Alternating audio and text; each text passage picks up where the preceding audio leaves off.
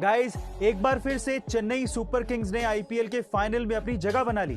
IPL के इतिहास में ऐसा 9वीं बार हो रहा है जब सीएसके धोनी की अगुवाई में फाइनल में पहुंची है। पर संडे को जब सीएसके दिल्ली के साथ खेल रही थी, तब आखिरी ओवर तक भी कांटे की टक्कर बनी हुई थी। कोई भी जीत सकता था।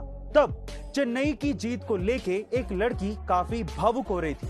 उस लड़की के सपोर्टिंग इमोशन को देखते हुए धोनी ने मैच जीतने के बाद उस लड़की को अपनी साइन की हुई बॉल गिफ्ट में दी। गाइस, अब आप समझ ही गए होंगे कि सीएसके और धोनी के लिए इतनी दीवानगी क्यों है।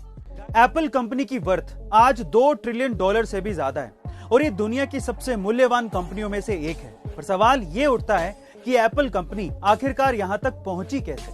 चलिए आज मैं आपको बताता हूं। जब स्टीव जॉब्स ने एप्पल कंपनी की शुरुआत की थी, तो वे सिर्फ ऐसा प्रोडक्ट बनाना चाहते थे जैसा वो सोचते थे। वो एक फ्यूचरिस्टिक थिंकर थे।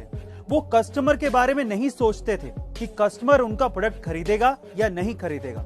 वो सिर्फ भविष्य को ध्यान में रखकर प्रोडक्ट बनाते थे और यही सोच कंपनी में आज भी है।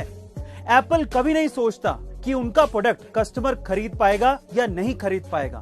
वो कभी प्रोडक्ट नहीं बेचते, वो बेचते हैं अमीरी, दिखावा, डिजाइन, सिक्योरिटी, बेहतरीन फीचर्स। इसी वजह से एप्पल आज यहां तक पहुंचा है। गाइस, आपका एप्पल के प्रोडक्ट्स के बारे में क्या ख्याल है, कमेंट सेक्शन में जरूर लिखेगा। गाइस, ये घटना घटी साल 2017 में, जब फ्लोरिडा की रहने वाली एक 10 साल की लड़की पर एक मगरमच्छ ने अचानक से हमला कर दिया और उसके पैर को अपने जबड़ों में दबोच लिया। वो तो एंड टाइम पे उस लड़की का दिमाग चल गया और एक ट्रिक की वजह से उसकी जान बच गई। क्या थी वो ट्रिक, आप भी जरा ध्यान से सुनेगा, आपको भी बहुत काम आएगी।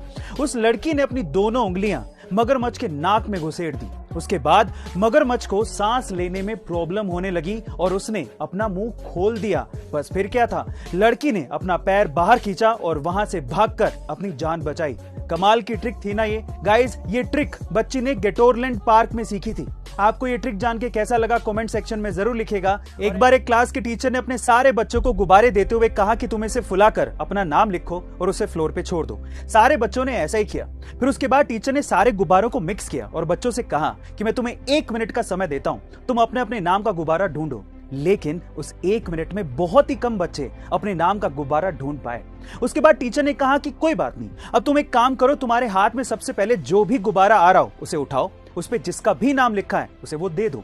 ऐसा करके आप बिलीव नहीं करेंगे कि 1 मिनट के अंदर अंदर सारे बच्चों को अपना अपना गुब्बारा मिल गया। गाइस, यहां सीखने लायक बात यह है कि हमारी जिंदगी में खुशियां भी गुब्बारों के जैसी होती हैं। ये हमें नहीं मिलती अगर हम अपनी खुशियां ढूंढते रहेंगे, लेकिन अगर हम दूसरों की खुशियों का भी ख्याल रखेंगे तो शायद हमें हमारी खुशियां भी मिल जाएं। पाई एक ऐसा रहस्यमय कमाल का नंबर है जिसके डेसिमल के बाद अनंत नंबर आते हैं और जिसे आज तक पूरी तरह से कोई भी कैलकुलेट नहीं कर पाया है। लेकिन स्विट्जरलैंड के साइंटिस्ट और रिसर्चर्स का यह कहना है कि उन्होंने पाई के नंबर को डेसिमल के बाद 62.8 ट्रिलियन नंबर तक कैलकुलेट कर लिया है, और वो भी पूरे 108 दिन की कड़ी मेहनत के बाद। उनका यह भी कहना है कि उनका ये एक्सपीरियंस साइंस में रिसर्च और डेवलपमेंट में काम आएगा।